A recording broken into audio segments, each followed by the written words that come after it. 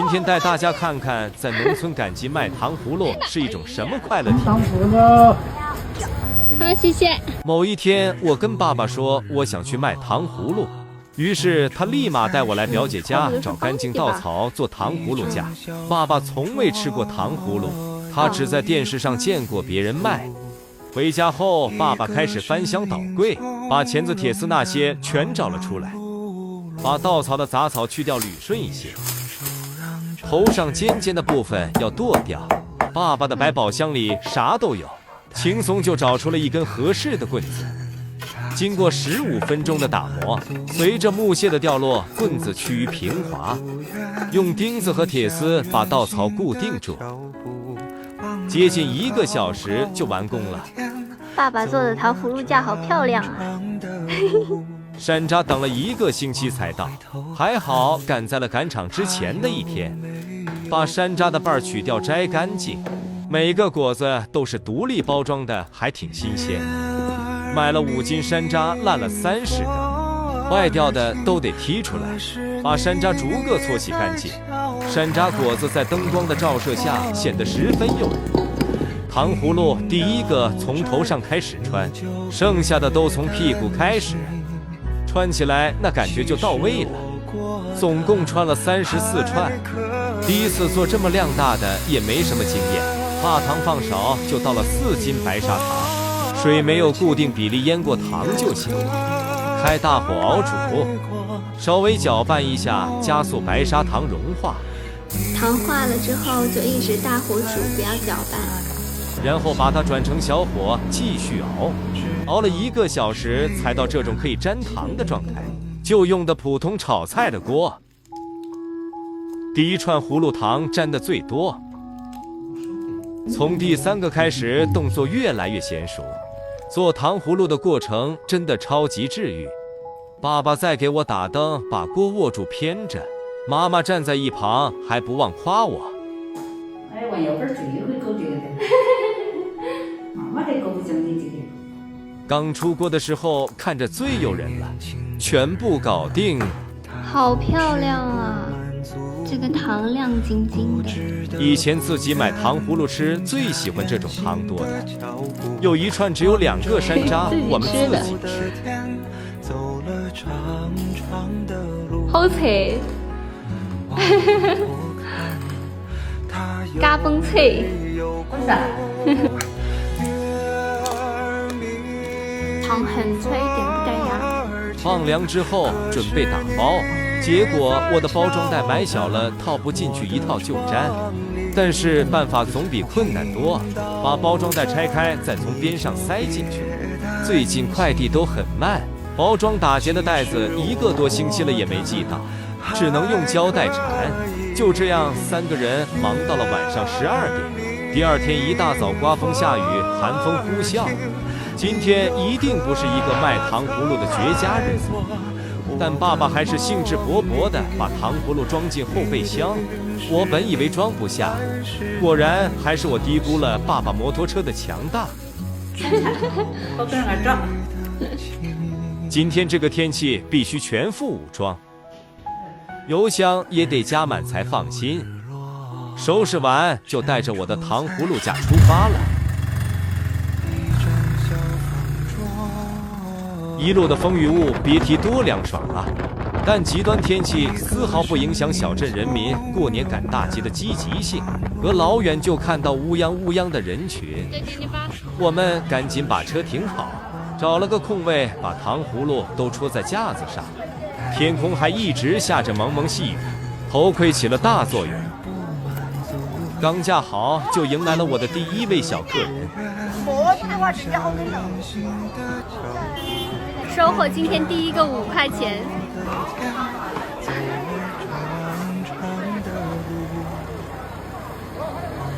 卖干货的摊主小姐姐8块钱买了2串。谢谢。街上都是我还。这个小女孩盯着我们看了很久，跟奶奶说想吃糖葫芦，但奶奶就是不理。5块钱。小朋友去约糖葫芦。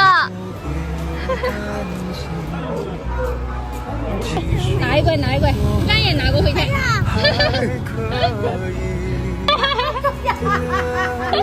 我做的，竟然还被网友认出来。谢谢。用不上，你就没这个，你先拿回去它。这还会走？要用上的这个。谢谢。好，谢谢。这位阿姨说想给家里的小朋友带几串回去。我们的袋子放在了摩托车上，爸爸去熟人店里拿了几个过来。几块？5块钱一串。哎，多贵的哦！这是好玩的，反正。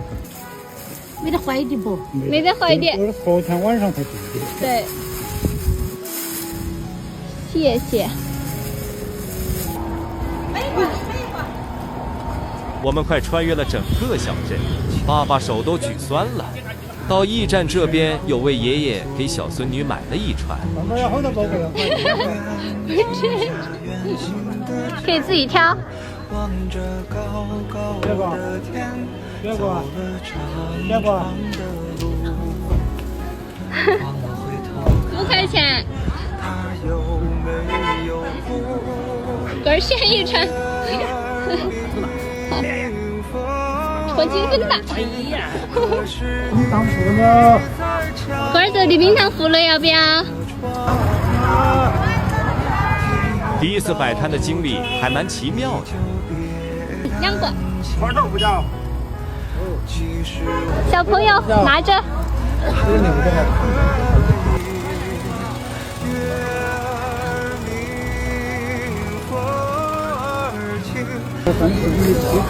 这7串的。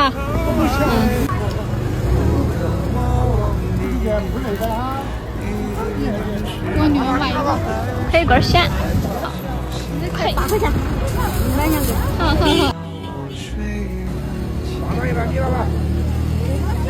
对。去。别说这提东西不要查个，你查这个。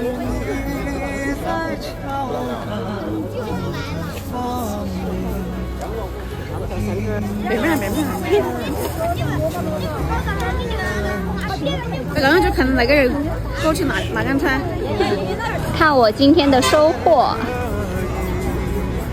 本来还想买一些年货，结果下大雨了，我们得赶紧回家。我想今天吃到我糖葫芦的小孩，一定是深受父母和爷爷奶奶疼爱惦记的。他们都跟我一样有爱他们的亲人，但长大的我更懂得爱是相互的。到家了，等下把收到的现金都给爸爸。历经14天，带你们见证从麦子到麦芽糖的全过程。2斤麦子用温水浸泡1天1夜，用稻草覆盖，开始让它生长麦芽。每日用温水冲淋，早晚各1次。第2天便能看到麦芽冒出了尖尖，之后每一天的状态都有所不同。经过12天的细心浇灌，麦芽终于达到理想的成熟状态，底部有些像豆芽的样子。于是爸爸第2天一大早就去村里小卖部买了口新锅换上，开锅之后准备熬糖。首先需要把麦芽全部剁碎，这样方便搅打出汁。随后放进机器里面加水研磨。此时有一种麦芽纯天然的味道。把糯米和粘米混在一起搅打成米粉，把2/3的麦芽浆和米粉全部倒入锅中。这个过程是第1道工序，叫做煮糊。煮糊需要一直搅拌，不能有片刻停歇。煮开之后，能够尝到大米和麦芽的双重香甜。历时2小时15分钟后，开始变得浓稠，直到成为这种糊状，意味着第1道工序结束。把煮好的糊里面加上冷水。如果你问我要多少量，那就是到满锅为止。搅拌均匀，大概煮3分钟，盛出来冷却静置2个半小时。再次倒入锅中，和之前剩的1/3麦芽浆一起熬煮。熬糖每次都要造上2口锅，同时开煮。这个过程几乎不需要搅拌，火既不能小也不能大。1个半小时后熬制完成，倒入包袱里进行过滤。这道工序叫做滤渣，跟做豆腐的一个步骤极为相似。此时的麦芽汁水清甜，带着麦香，糖渣在包袱里就像滚雪球一样。把过滤出来的麦芽汁倒进锅里熬煮，这个过程也几乎不需要搅拌。麦芽汁从开始的清澈透亮，逐渐变得浑浊，从2口锅的量熬成了1口锅。此时这个状态叫做起水棚，意味着水已经基本蒸发完了。妈妈赶紧打电话叫亲戚邻居们来喝汤。那妈会再吃杯水哈。于是这第一口纯正的香甜就只能由我们自己享用了。这个糖方言在我们这边叫做糊花糖，这个时候喝它是甜而不腻的，像喝糖水一样，又略带粘稠。接下来就到了很关键且费时费力的环节，熬糖的过程需要不停地搅拌，以免粘锅糊掉。1个小时后开始有这种鱼眼大泡，搅拌的时候能明显感受到阻力。麦芽糖想要白就得不停地搅拌，用筷子搅起来一坨糖，吹起泡泡，把泡泡拿起来。如果能够吹散成沫，就代表能够成出了。但这个过程一点都不简单，需要2个人的配合，要眼疾手快。试了很多次，这一次终于成功了。麦芽糖出锅的状态是粘稠细腻且丝滑，我忍不住拿起锅边的一块尝了起来，晶莹剔透的，温热的状态在嘴里一下就能化开。好甜，好甜。在锅中用温水温了一会儿，麦芽糖表面变得有些干硬，但内里依旧柔软丝滑，颜色像融化的巧克力。接下来就开始正式的扯糖。爸妈熬糖的经验都有30年了，姐姐小时候爸妈还熬糖了去别的镇上卖。麦芽糖稀里加了熟芝麻，吃起来会更加香甜。最开始用手拉扯，逐渐到需要借助棍子。趁这会功夫，我来到小卖部来买炒米了，是用糯米炒的，我们这边叫帕，5块5一斤，买了10斤。回来时，麦芽糖的颜色已经变浅了。在扯糖的过程中，家门都是紧闭的，一旦透风凉了，就容易断。越到后面，扯起来越费力，需要爸妈2个人同时发力。这个场面好像在拔河啊！不到半小时就成型了。用棍子把麦芽糖敲成一节一节的，放在炒米上面，防粘也防潮。打糖的过程很解呀，有一些比较粗的部分还要2次拉扯，细细的长条比较好看。另外一半糖稀也是用同样的方法去拉扯，边拉的过程边加麦芽糖。在糖没有完全冷却之前，不是特别脆。好香的芝麻味，是那种甜而不腻的。糖全部扯完之后，就用炒米分隔起来装。年货清单上又划掉一项。历时15天，带你们重温从麦子到麦芽糖的诞生过程。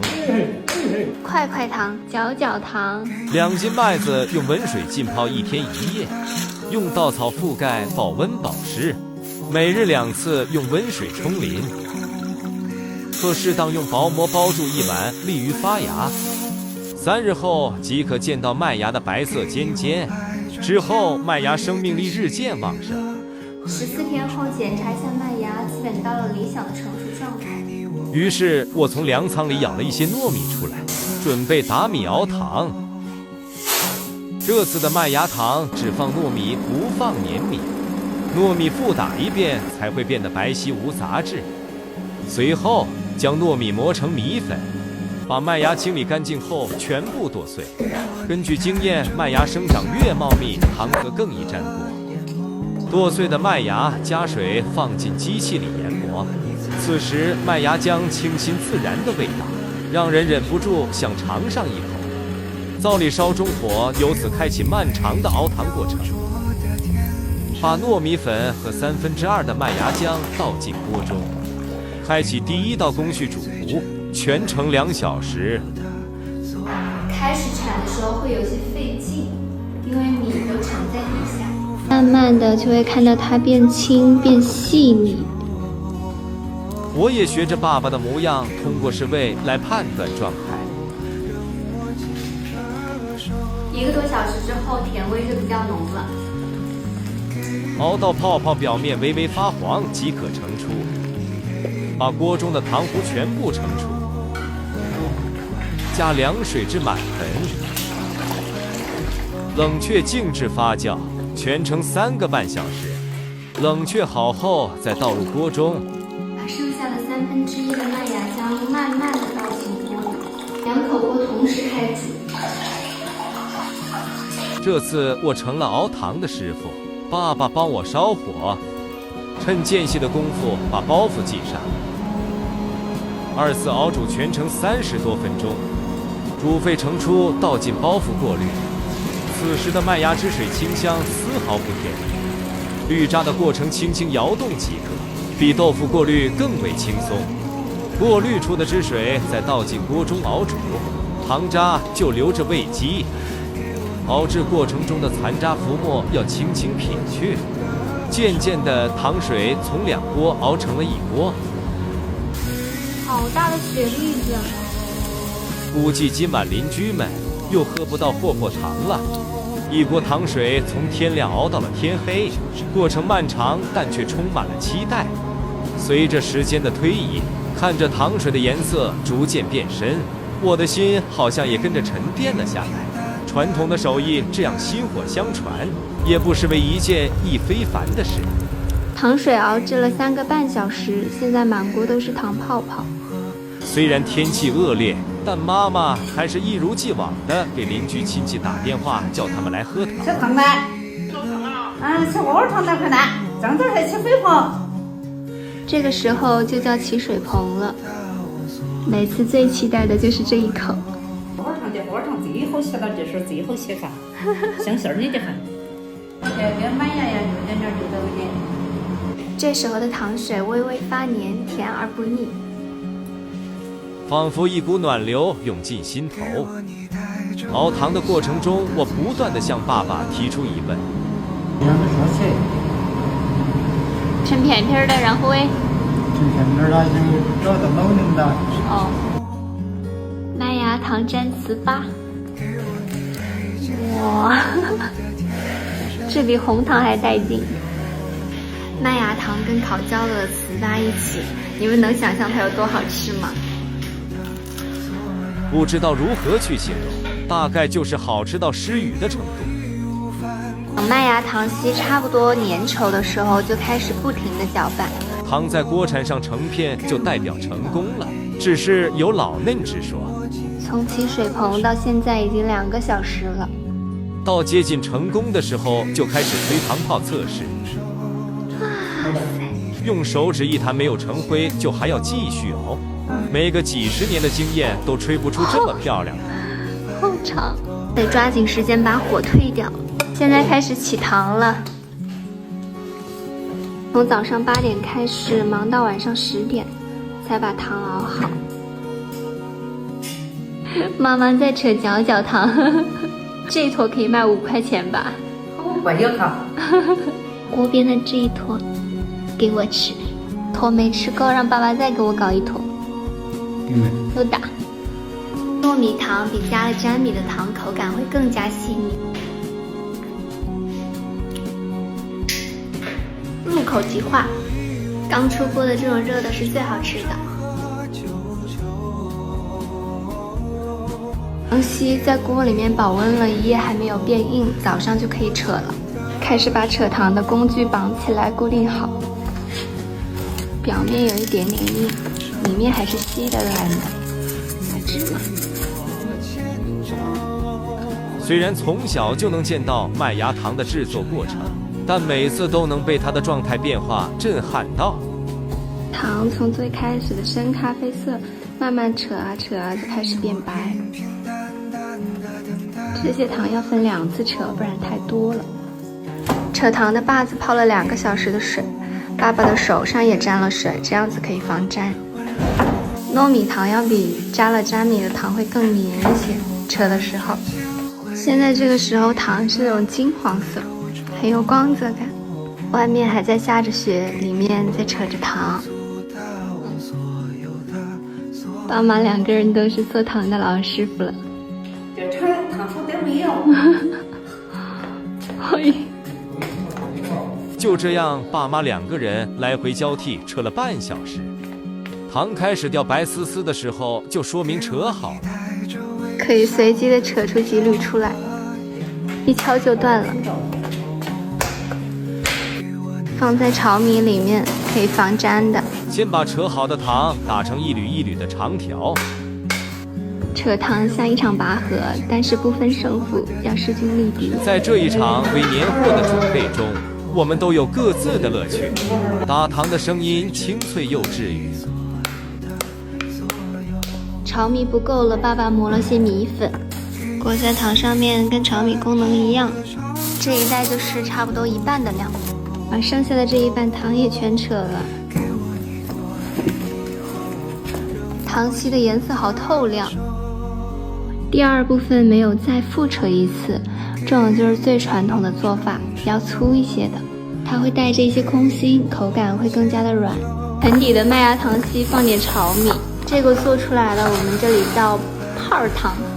家里也好多年没有做过这种糖了。把糖和炒米充分混合均匀，给它压出一个形状来。小时候我们会做成圆球形，但有点难咬。哇，切成片就叫块块糖。那要不切这个块块糖不切得了。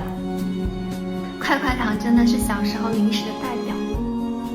自己家做的嘎嘣脆还不会甜到牙疼，正好邻居叔叔阿姨来串门，能赶上吃热乎的。做好的糖全部装进袋子里，密封保存。年货清单上又划掉了一项。今天带你们见证湘西传统手工龙须糖的制作过程。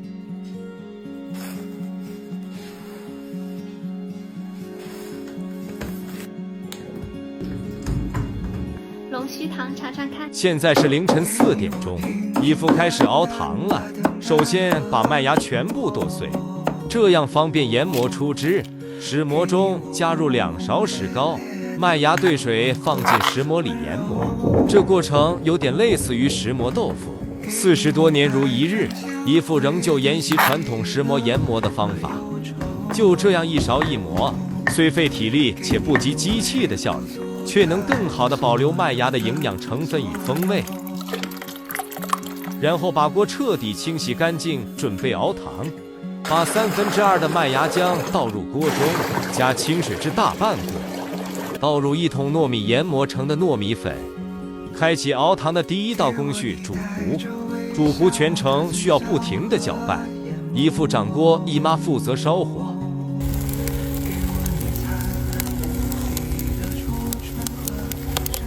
姨妈姨父熬糖有40多年不曾间断。在这间厨房里，我仿佛能感受到时间的停滞。老石磨、旧灶台、柴火堆，这些好似都在帮我们记住并回忆过往。渐渐的，麦芽浆和米粉融合，变得丝滑。1小时后达到沸腾，盛出转入另外一口冷锅中，兑入几瓢凉水，再倒入剩余的1/3麦芽浆。这是第2道工序，静置发酵。煮好糊，外面天还没亮。等待过程中与姨妈聊天，得知从前常来批发的糖贩如今都已离世，而在集市上，人们也常以同等的价格去购买外地来的非正宗糖。静置发酵1个半小时后，又起锅烧火，开启2次煮糊。果然，专业人士熬出来的糖在这一步就足够甜了。跟这个问题浅一些。半小时后煮至沸腾，即可舀出，倒进包袱里进行过滤。过滤过程中轻轻摇动，不可大力晃动。此时的汁水清亮，带着青绿色，让我忍不住想尝上一口。这时候的糖水甜度适中，麦芽的清香很浓。充分过滤后的糖渣可用来喂养家禽。把糖水倒进锅里，开始正式熬糖。1个半小时后，水分减少，颜色渐渐变黄。有这种密集的泡泡，就是起水蓬了。此时是喝糖水的绝佳时机。来一口纯正的糖水，这个时候是略带浓稠，甜而不腻，仿佛一股暖流浸润到了心里。接下来，糖水会熬成金黄色泽，连蒸汽中都弥漫着浓密的香甜。2小时后，开始出现鱼眼大泡，意味着要开始用锅铲搅糖。这个过程不能有片刻停歇，不然极易糊锅。搅拌到有明显阻力时，造力只留些炭火，继续搅拌直至丝滑有光泽。锅边开始冒大糖泡，当糖泡可以稳固立住时，即代表时机成熟。从凌晨4点到上午11点，糖稀出锅了，晶莹剔透，看着十分诱人。出锅的麦芽糖放置凉水中冷却，拿一块尝尝。这时候的状态是不粘手，但是有一点点粘牙。待麦芽糖冷却的时间，把放糖的案板装上，铺好薄膜。炒熟的玉米粉是在扯糖过程中用来防粘的，凡是要接触糖的地方都要撒上。糖冷却好后，又放进锅里回温，必须把握好糖的软硬状态，才能扯出成功的龙须糖。哇！放在把子上开始扯糖。这个过程就是制作白色麦芽糖的过程。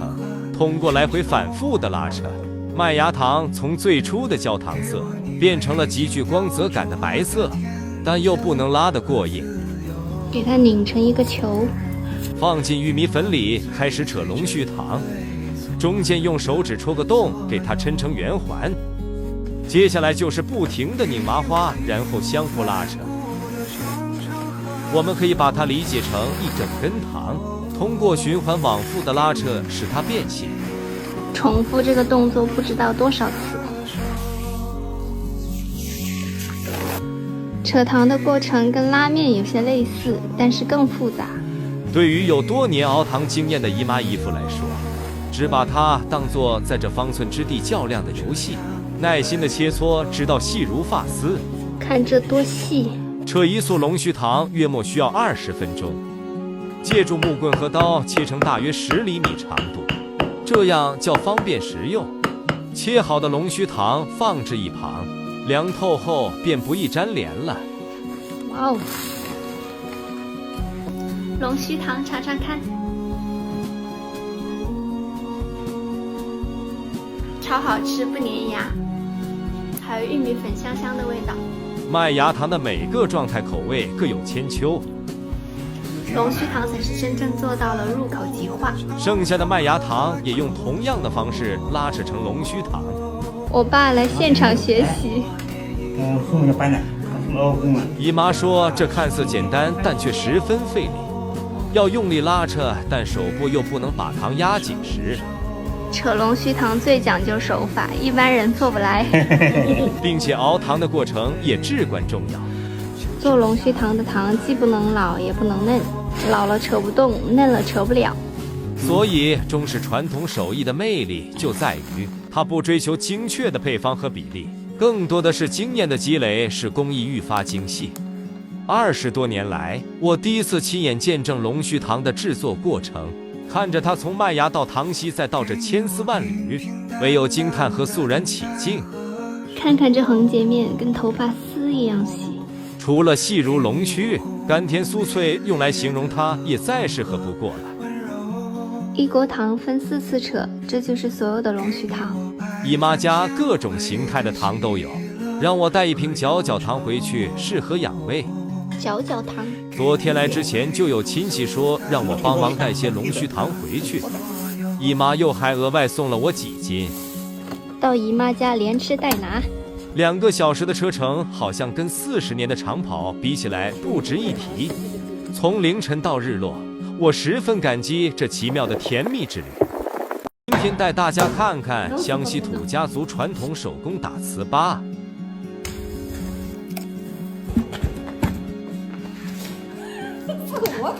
20斤糯米提前1晚用温水浸泡，把大饭甑找出来，所有的工具搜罗齐全。第二天一大早，爸妈就在烧热水，把工具都清洗干净。这块大石头叫做糍粑盔，它是爷爷年轻时置办的物件。把待会打糍粑的这块阵地拖洗干净，把磨豆腐的石磨也拿出来，自有它的用处。泡好的糯米倒进筛子里，多清洗几遍。水开上锅蒸，中间戳几个洞，方便上气。劈几块大木头，精烧一些。全程大火更能激发糯米的香味。趁这个时间，从风筒里取几块封皮，加水煮沸融化。这个过程叫煮黄蜡。水分蒸发后，倒入滤布中过滤，液体凝固后即形成黄蜡。把菜籽油倒入黄蜡中，两者再一起煮沸。把糍粑盔里抹上黄蜡防粘，不然糯叽叽的会粘到怀疑人生。糍粑锤提前用水浸泡了1晚。凡是要接触到糯米糍粑的物件，都要抹上黄蜡。黄蜡随时会用到，要不间断加热。邻居一大早就把糯米饭蒸熟拿过来了，先蒸熟就先打。爸爸和邻居大爷做打糍粑的搭档，食物掉在地下3秒是可以吃的。邻居家蒸的糯米是去年的陈米，即便蒸熟透，打出来也有些粗糙。糍粑打好后，趁热的功夫就开始出剂子。这个过程看似简单，但其实最考验手法。邻居家总共是6斤糯米，做出了36个糍粑。1小时后，糯米的香味从锅边溢了出来。揭开锅盖的那一刻，我突然有些感慨，上一次全程参与到打糍粑中，仿佛是许多年前的事情了。小时候最期待刚出锅的糯米饭，糯米饭趁热倒入糍粑盔里，量比较大，预留一半，分2次打。先是用锤子把米稍微煮烂一些，粘在一起不容易甩出来。之后开始你一锤我一锤的冲打，中间多次翻面，以确保每一块受力均匀。我在一旁看得津津有味，妈妈提议让我也来体验一下。我打不打得下？对于长大后的我来说，糍粑锤不再显得那么庞大。我沉浸在打糍粑的过程中，感受着那份传统的醇香，这是一种无法言传的快乐。随着木锤的起落，糯米渐渐变得粘稠。这时候糍粑还非常烫手，要趁热分成小剂子。妈妈出剂子的手法最为精妙，下手果断，剂子圆润饱满。我还记得小时候家里打糍粑的场面，可以用门庭若市来形容。如今越来越少的人愿意花时间在这些事情上，或许我们都在与时间赛跑，与历史对抗吧。剂子出完之后，用另外一块瓷砖压上。小时候还要站在案板上踩，5分钟后就基本定型了。新米打出来的糍粑看着白净又细腻，给它煮个翻面，稍作冷却。这个一定是妈妈捏的，漂亮极了。冷却好后，按照个头大小叠起来，每朵放5个，这样可以方便计数。另外一半糯米饭也用同样的方式去捶打，虽然费力，但大家脸上都洋溢着快乐的笑容。20斤米做了119个糍粑，放在一个桌子上，再压一块瓷砖，放置1天1夜，明天最终定型。其实在这几十年的时间里，我们也曾尝试用机器打磨的方式，但口感远弱于手工，于是我们还是一如既往地延续传统。第2天中午，糍粑定型完成，把瓷砖取下，拿了几个准备尝尝鲜。糍粑的食用方式有很多种，但最为经典的无疑是用柴火烤。糍粑架子的历史比我的年龄还要长。虽说糍粑本身只是一种普通的食物，但传统手艺往往能够翻涌出温馨的回忆。看着糍粑渐渐鼓起来，像一个个白白胖胖的糯米团子。这个好鼓啊，感觉要爆炸了。趁热掰个尝尝。烤糍粑放红糖才是灵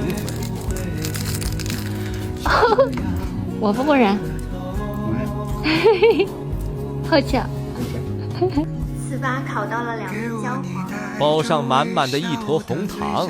糍粑的软糯和香甜不只来自糯米本身，更是节日赋予的味道。糯米拉丝配着红糖沙沙的口感真的超级棒。正好邻居阿姨他们来家里串门了，美味的东西当然要与大家一同分享，才能更体现出它的价值。回去时妈妈还不忘送几个，剩下的糍粑都装起来，还要给其他亲戚分享一些。年货清单上又划掉了一项。